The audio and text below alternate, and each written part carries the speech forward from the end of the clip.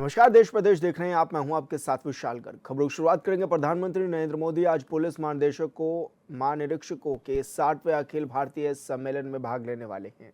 इसका आयोजन रायपुर में होने जा रहा है। नवा रायपुर के भारतीय प्रबंधन संस्थान में शुक्रवार सुबह शुरू हुआ 3 दिवसीय सम्मेलन 30 नवंबर तक चलेगा। प्रधानमंत्री 29 और 30 नवंबर को इसमें हिस्सा भी लेंगे। छत्तीसगढ़ पहली बार इस सम्मेलन की मेजबानी कर रहा है। सम्मेलन के मद्देनजर नवा रायपुर और आसपास के इलाकों में भी सुरक्षा बढ़ा दी गई है।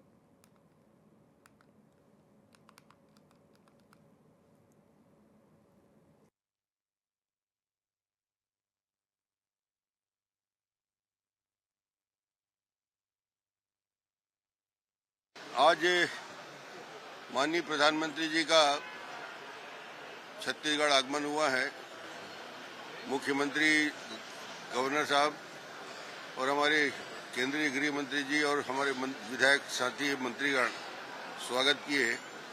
छत्तीसगढ़ के इतिहास में ये आने वाला 2 दिन महत्वपूर्ण होगा।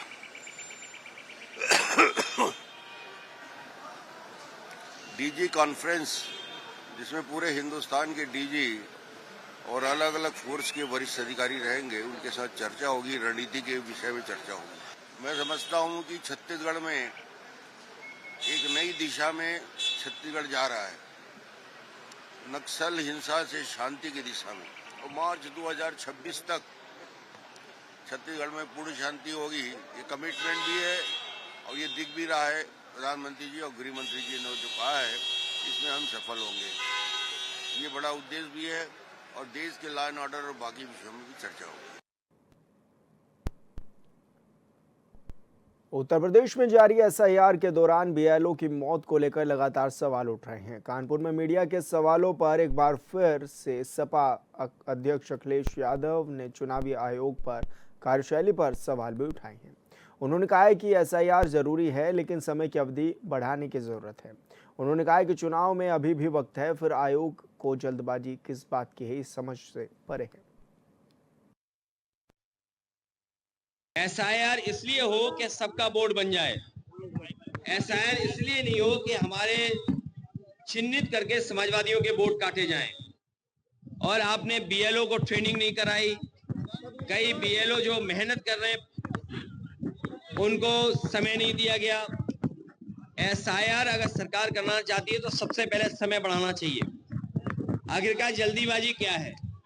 क्या प्रधानी का भी चुनाव एसआईआर से होना है, जिसकी जल्दीबाजी है? अभी उत्तर प्रदेश में चुनाव होना है, अभी समय, इसलिए 3 महीने से ज्यादा समय बढ़ाया जाए, जिससे एसआईआर सही तरीके से हो जाए, सभी मतदाता अपना मतदान के लिए। आंध्र प्रदेश के कुर्नूल में 2 कार की टक्कर होने से 5 लोगों की मौत हो गई है। तो ये बड़ी खबर आप तक पहुंचा रहे हैं, जहां पर 2 घायल भी इस घटना में हुए हैं।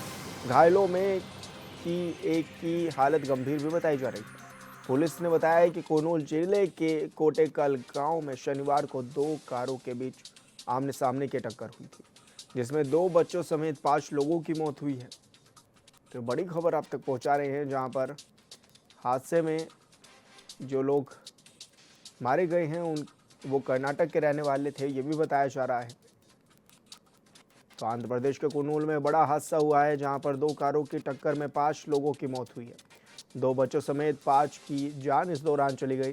राष्ट्रीय राजमार्ग संख्या 167 पर यह बड़ा हादसा हुआ है।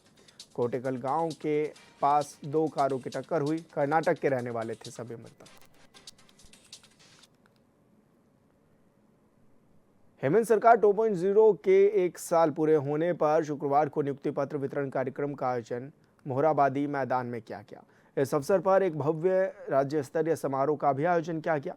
मुख्यमंत्री हेमंत सोरेन मुख्य अतिथि के रूप में समारोह में शामिल भी हुए।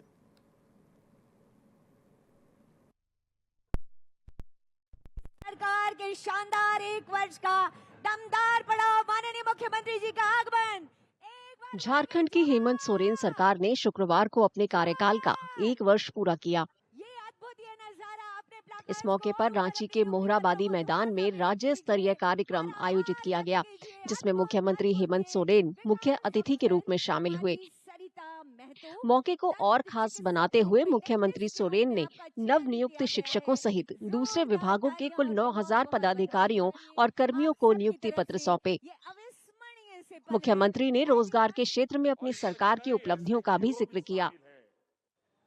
आज तो लगभग 9,000 के लगभग लोगों की नियुक्ति है, लेकिन मैं आपको बताना चाहूंगा कि हम लोगों ने इसी साल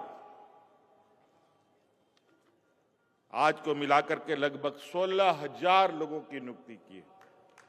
आज को मिलाकर ये तो सरकारी में, गैर सरकारी में लगभग 8,000 नौजवानों को हम लोगों ने रोजगार से जोड़ा है।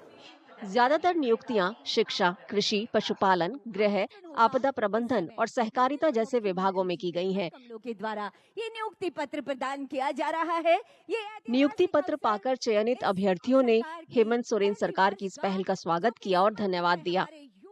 सरकार का मैं बहुत बहुत धन्यवाद देना चाहूंगी कि हम लोग का जो नियुक्ति बहुत दिन से बहुत ये से नहीं हो पा रहा था, उस नियुक्ति को इस सरकार ने बहुत अच्छी तरह से हम लोग को आज नियुक्ति पत्र मिला, इसके लिए बहुत बहुत धन्यवाद देना चाहेंगे। मुख्यमंत्री हेमंत सोरेन जी का बहुत बहुत हम धन्यवाद देना चाहते हैं कि आज लगभग 10,000 छात्र छात्राओं को नियुक्ति पत्र दे रहे हैं।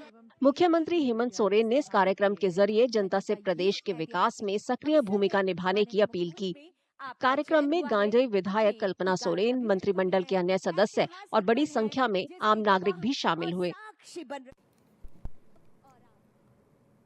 बस्तर की धरती पर इन दिनों कुछ ऐसा माहौल है मानो उत्साह और उमंग ने पूरे छत्तीसगढ़ को अपने आगोश में ले लिया हो। परंपराओं की धुन, खेलों का जुनून और जनजातीय संस्कृति का मनमोहक रंग सब मिलकर रच रहे हैं।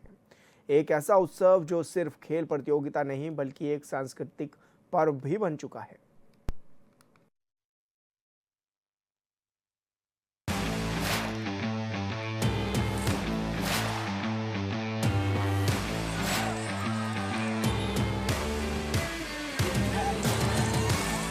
बस्तर वो धरती जिसे दुनिया उसकी संस्कृति, परंपरा और लोक कला के लिए पहचानती है, लेकिन आज ये धरती एक नई पहचान कर रही है।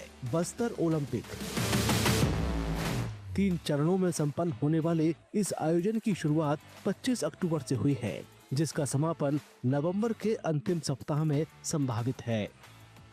जब लाखों युवा इस ओलंपिक में भाग लेते हैं और अपनी ऊर्जा को खेलों में लगाते हैं, तो यह हमारे लिए एक सुखद संकेत होता है। यह हमें विश्वास दिलाता है कि बस्तर की युवाओं की क्षमता और उनकी शक्ति को अगर सही दिशा में प्रेरित किया जाए तो विकास और खुशहाली का रास्ता कोई रोक नहीं सकता है। बस्तर संभाग के 7 जिलों में धूमधाम से चल रहा ये आयोजन अब लाखों लोगों का उत्सव बन चुका है। पिछले साल 2024 बस्तर ओलंपिक में लगभग 1,65,000 युवाओं ने अपना रजिस्ट्रेशन कराया था। इस वर्ष ये संख्या 2 गुना से बढ़कर 3,91,297 प्रतिभागियों तक पहुंच गई है, जो कि एक ऐतिहासिक रिकॉर्ड है। सिर्फ सुकमा जिले की बात करें तो 43,099 खिलाड़ियों ने रजिस्ट्रेशन कराया है। इनमें 19,414 पुरुष और 23,685 महिला खिलाड़ी शामिल हैं। यानी मैदानों में पुरुषों से भी अधिक संख्या में बेटियां दम दिखा रही हैं। निश्चित रूप से आने वाला समय बस्तर ओलंपिक जैसा आयोजन के माध्यम से क्षेत्र की जनता को बाहर की दुनिया से संपर्क स्थापित करने के साथ साथ एक सकारात्मक समाज निर्माण करने में भी हमें एक पॉजिटिव पहल के तहत उसको देखने के लिए मिलेगा। सभी वर्गों से जो है हमें काफ़ी अच्छे पार्टिसिपेशन देखने को मिला है। खिलाड़ियों में काफ़ी उत्साह था और जिला प्रशासन की पूरी टीम जो है प्रतिबद्ध रही है कि खेल का आयोजन बिल्कुल स्मूथली हो। कभी जहां नक्सलियों के डर से शाम ढलते ही गांव में सन्नाटा पसर जाता था, आज वहीं खेल के मैदानों में जय घोष गूंज रहा है। खो खो, कबड्डी, वॉलीबॉल, रस्साकशी और तीर कमान जैसे पारंपरिक खेल जो पीढ़ियों से बस्तर की मिट्टी में बसते आए हैं, अब एक बड़े मंच पर अपनी चमक बिखेर रहे हैं। इस बार मौका मिला तो सब अच्छा ही खेल रहे हैं, थोड़ा इम्प्रूव हुआ है पिछले साल से। अच्छा खासा टीम बना के आए हैं, तो इस बार शायद हो सकता है जिला स्तर पे भी जीत जाए। बस्तर ओलंपिक का प्रभाव इतना व्यापक है कि प्रधानमंत्री नरेंद्र मोदी ने भी अपने मन की बात कार्यक्रम में इसका उल्लेख किया था। ये बहुत ही खुशी की बात है कि बस्तर ओलंपिक का सपना साकार हुआ है। इस बस्तर खेल महाकुंभ का मूल मंत्र है, खेलेगा बस्तर, जीतेगा बस्तर। ये आयोजन साबित कर रहा है कि जहां खेल होता है वहां बदलाव खुद चल कर आता है। बस्तर ओलंपिक अब सिर्फ खेल नहीं बल्कि शांति, विश्वास और विकास का अभियान है।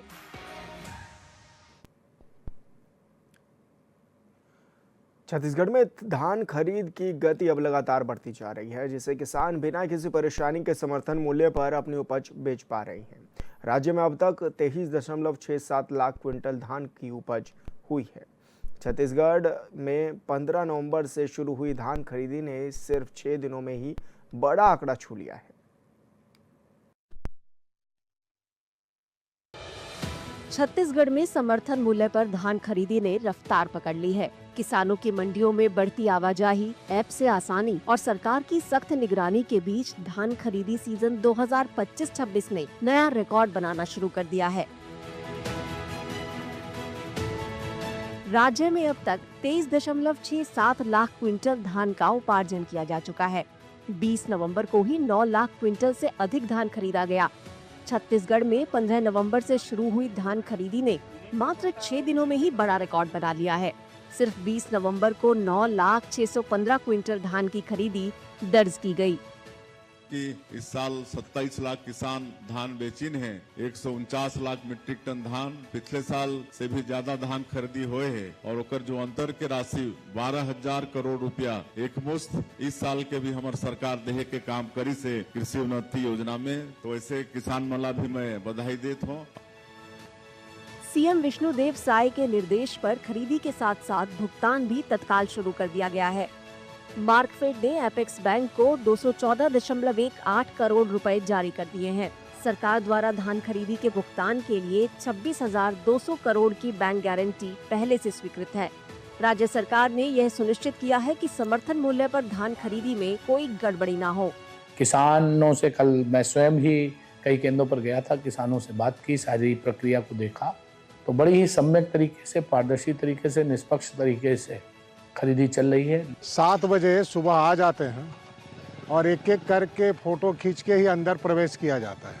उसके बाद में फिर मॉइस्चर चेक करके बारदाना का वितरण होता है। उसके बाद बारदाना लेके सब पलटी करके ही धान खरीदी चल ही रहा है। धान खरीदी के बढ़ते आंकड़े, त्वरित भुगतान और सख्त निगरानी, सरकार की कोशिश है कि किसानों को उनका हक समय पर मिले और खरीदी प्रक्रिया पारदर्शी और सुविधाजनक रहे। आने वाले दिनों में धान खरीदी के आंकड़े और बढ़ने की उम्मीद है।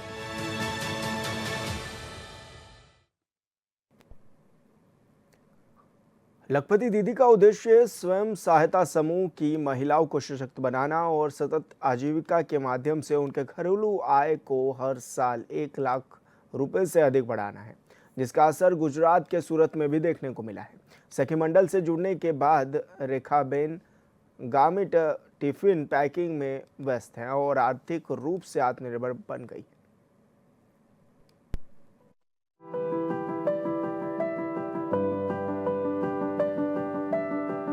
सूरत की रेखाबेन गामिट टिफिन पैकिंग में व्यस्त हैं। सखी मंडल से जुड़ने के बाद उन्हें नए अवसर मिले और वे आर्थिक रूप से आत्मनिर्भर बन गई हैं।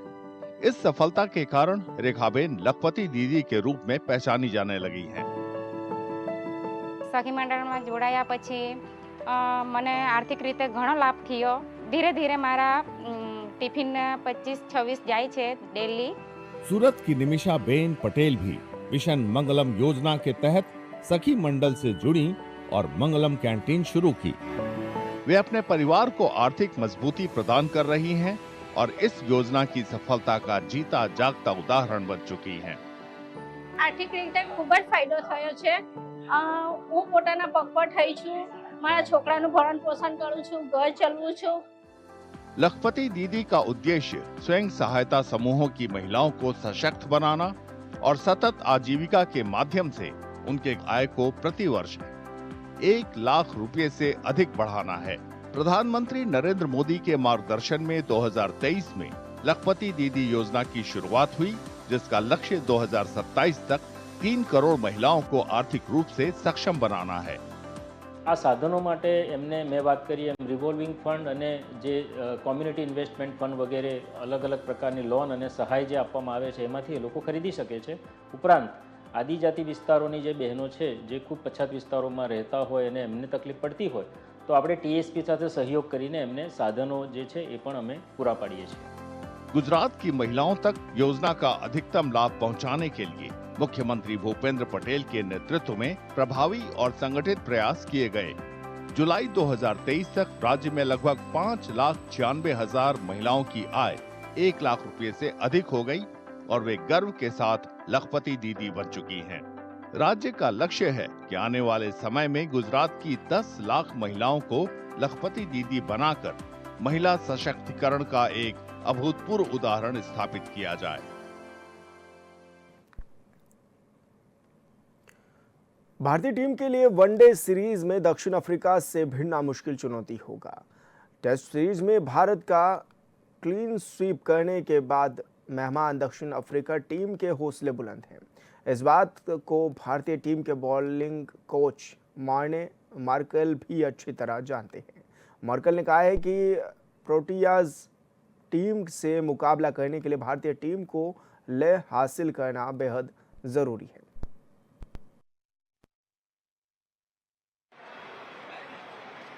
दक्षिण अफ्रीका के खिलाफ टेस्ट श्रृंखला में करारी हार से आहत भारतीय गेंदबाजी कोच मॉर्ने मार्केल ने कहा कि टीम को जल्दी से खुद को उबारना होगा और एक दिवसीय क्रिकेट पर फोकस करना होगा, क्योंकि उसमें विदेशी टीम का मुकाबला करने के लिए लय हासिल करना बेहद जरूरी है। Look, I mean, preparations for T20 World Cup is one thing, but I think for me the focus is every time you put your Indian jersey on, you're representing the country and you're representing a lot of people. The fans standing outside the gate, supporting us and waving us and cheering us on. So for me, preparation is one thing, but for me, it's playing good cricket for all the cricket lovers there and the cricket supporters. So.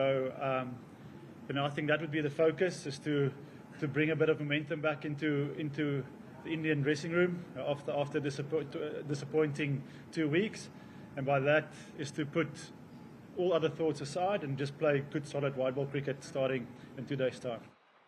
ये पूछे जाने पर कि क्या KL Rahul और ऋषभ पंत दोनों एक साथ एक आदर्श मैच में खेलेंगे, मार्केल ने चयन मामलों पर कोई भी टिप्पणी नहीं की। Look, my department is the bowling. I'm not really, I don't get involved in the selection and stuff like that. Leave that up to Gautam and the selectors and the captain. So, yeah, I can't comment on that. Bharat 3 मैचों की एक दिवसीय श्रृंखला में कोलकाता और गुवाहाटी में test मैचों में 0-2 से मिली निराशाजनक हार के बाद उतरेगा। टीम इंडिया इन मैचों में दक्षिण अफ्रीका के खिलाफ दमदार वापसी के लिए जोरदार तैयारी कर रही है।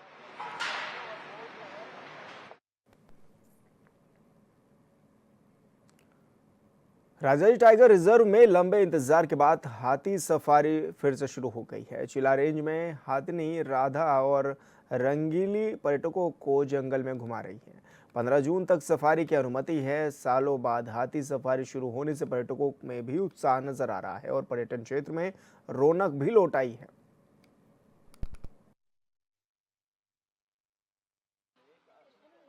उत्तराखंड के देहरादून स्थित राजाजी राष्ट्रीय उद्यान में आने वाले पर्यटक और स्थानीय लोग एक बार फिर हाथी सवारी के रोमांच का आनंद ले सकते हैं। राजाजी राष्ट्रीय उद्यान में पर्यटकों के बीच ये बेहद लोकप्रिय आकर्षण है, जो लगभग 7 सालों के बाद फिर से वापस लौटा है। उत्तराखंड उच्च न्यायालय के एक आदेश के बाद साल 2018 में हाथी की सवारी रोक दी गई थी, क्योंकि न्यायालय में हाथियों के व्यावसायिक उपयोग को रोकने की मांग की गई थी। हालांकि सर्वोच्च न्यायालय ने जनवरी 2019 में प्रतिबंध हटा दिया, जिससे हाथी सफारी का रास्ता फिर से खुला। 24 नवंबर को फिर से शुरू हुई हाथी सवारी जंगल की खोज का धीमा लेकिन रोचक तरीका है, जो पर्यटकों को जंगल और वहां रहने वाले जीवों के साथ जुड़ने का बेहतरीन मौका देता है।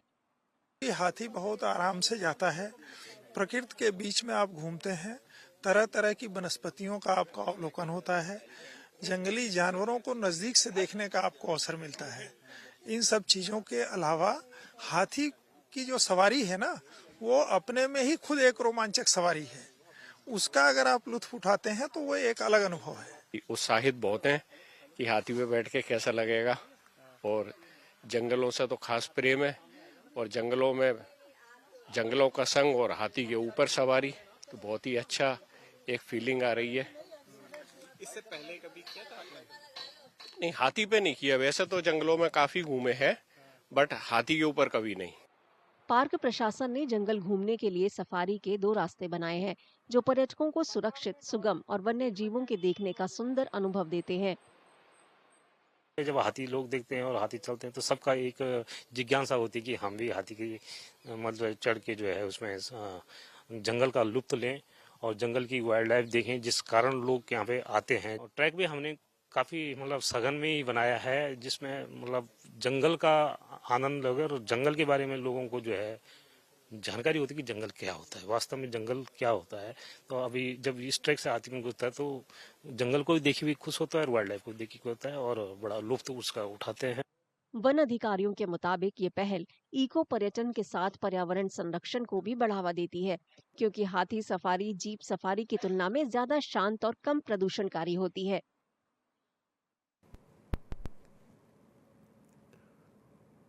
गिरिडीह जिले की पुलिस ने 4 पहिया वाहन चोरों के अंतर्राज्यीय गिरोह का खुलासा किया है। गिरोह में शामिल 5 लोगों को जिले की बेगाबाद थाना पुलिस ने गिरफ्तार भी किया है।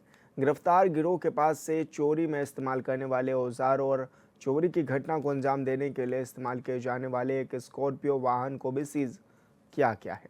यह सफलता एसपी डॉक्टर विमल कुमार द्वारा गठित विशेष टीम को मिली है।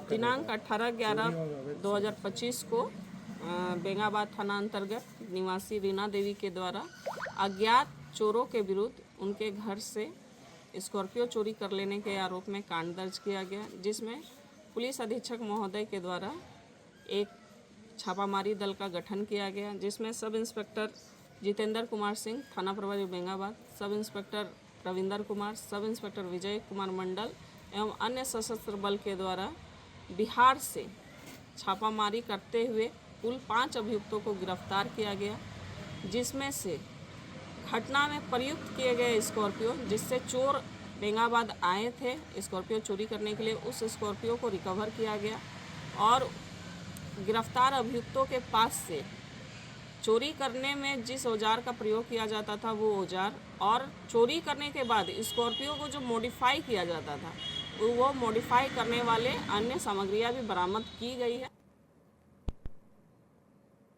और देश प्रदेश की खबरों में मेरे साथ इतना ही। आप देखते रहिए चैनल 24/7। नमस्कार।